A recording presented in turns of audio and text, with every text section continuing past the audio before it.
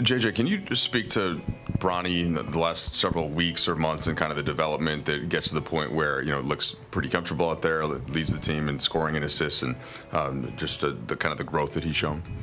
Yeah. We've obviously monitored him in the G and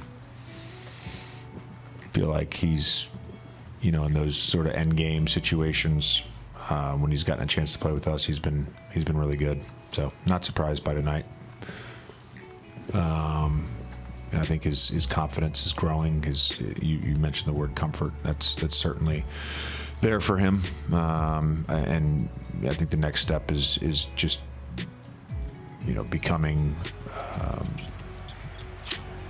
like an elite conditioned athlete. Because when he does that with his physical tools and just his burst and his handle, and we think he's going to be an above average to really good NBA shooter.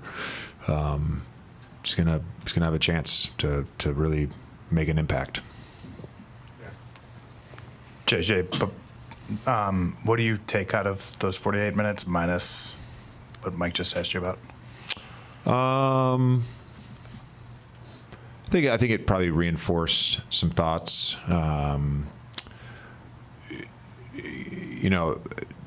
We've been really, really good. It's weird. We've been really good with our greens. I think we started really doing it again in the New York game in the Garden, and for some reason, and maybe it's just not having full strength and playing guys that haven't been with us all year, but for some reason we haven't been able to execute that against Giannis. Their technique has just been god awful. No matter how many times we talk about it, show it, it just hasn't been there. Did it one time tonight. Cam forced a jump ball. Did it one time. Yay. So. And if you'll entertain another Bronny question, I know how you feel generally about narrative, and I'm sure there will be a reaction to this in some ways, probably by some of us too. But how impressed have you been with just sort of his ability to kind of keep his head down and be about the work through all sorts of stuff that traditionally would never be thrown at a second round pick? Yeah. I saw some video interviews that he did at the Combine in May, and obviously I was not the Lakers coach, just an NBA analyst and podcaster at the time.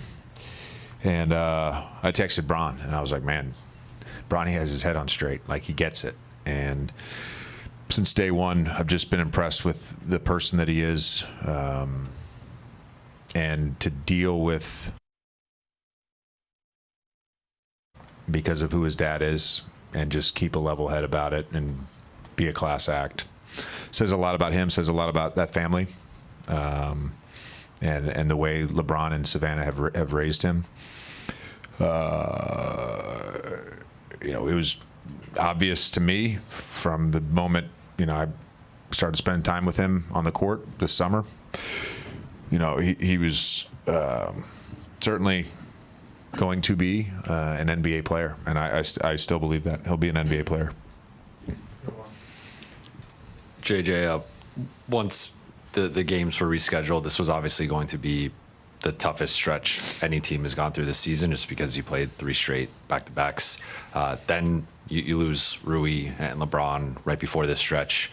You go 3-3, 2 of the games. You don't have 4/5 of your starting lineup. How would you just assess the past 8 days and finally being on the other side of it? You have to look at it big picture and feel good that you go 3-3 in this stretch, and it was going to be tough no matter what. With the added game, made it harder. I don't think the game that exists today in the NBA and the modern NBA player is I wouldn't be either if this was what I came up in and this was the game that I had to play every night. It's different than when I first started. it's just you're not built to play 6 games in 8 nights. The game doesn't allow you to play 6 games in 8 nights. It's just possible. That's why I don't think have 4 and 5 anymore. If they are, I mean, I lived through the lockout year. I somehow didn't miss a game till the very end because we had secured our seed. It was a road game in Memphis. Stan gave me the option, do you want to play all 66? And normally I would be like, yeah, I want to play. But then I was like, fuck no, dude.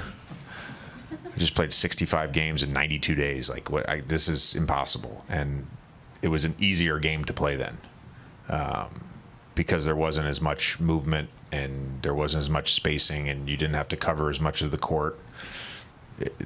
It's what our guys just went through. It's difficult. And the old heads are going to talk about how physical it was in the 80s and 90s, and that's fine. But, the level of physicality in our game and the way that the court has to be covered and all the movement, it's tough. And just glad to be on the other side of it. And hopefully, going forward, we are healthy and can make a push here.